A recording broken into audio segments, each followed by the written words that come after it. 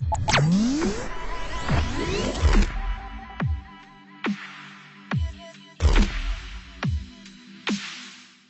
guys, Ash here from C4eTech, and following the C5 unboxing earlier, it's now time to check out the larger Galaxy C7. Note that as of now the Galaxy C series is exclusive to China, but hopefully we get to see them in other markets soon. Anyway, opening up the box, we have the Galaxy C7. The black variant looks even better. Definitely an iPhone 1 Plus 3 vibe here. Let's set it aside for the time being. We then have a SIM ejector tool, some leaflets, a travel adapter, earphones, and a micro USB cable.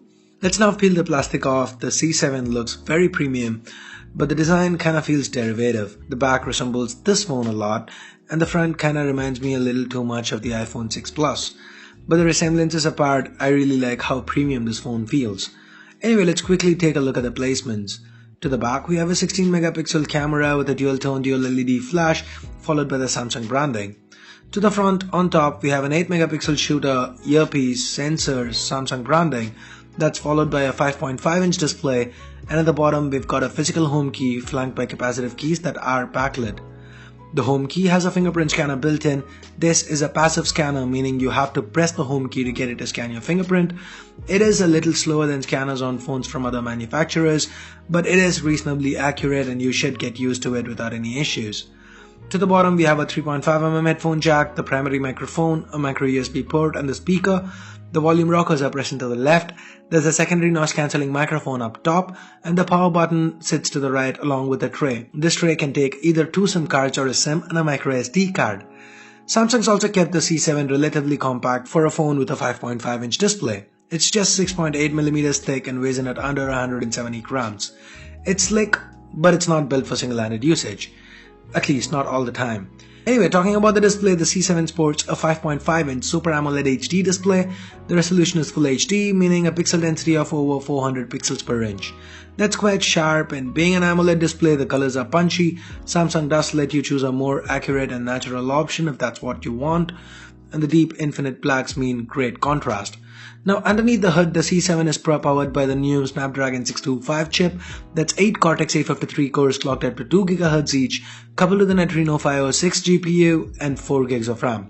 You get 32 and 64 GB onboard storage options. My phone here used in this video sports 64 GB of onboard storage. Do note that the Snapdragon 625, just like the 820, is built on the 14nm manufacturing process that should equate to great power efficiency and enhanced performance due to the higher clock speeds, which Qualcomm's able to achieve due to lower heat generation.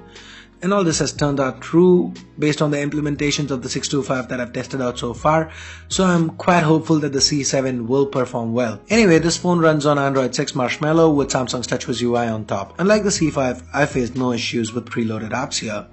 The user interface feels smooth. We have support for Teams, Knox, multi-window for enhanced multitasking, the ultra power saving mode, the private mode. They're all present and accounted for. Just like with the C5, haptic feedback is present but disabled. You can enable it for keyboards via third-party apps, but it is disabled for the capacitive keys. Quick launch is also present, and the 16 megapixel rear camera seems promising. The wide f1.9 aperture should make things interesting to say the least.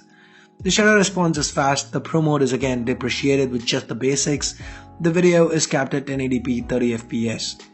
The front-facing shooter has a wide-angle lens and again an f1.9 aperture. So here are some sample images that I quickly shot around the office. Initial impressions, the images look good. Anyway guys, I'm gonna continue testing out this phone and I'll come out with a full review soon.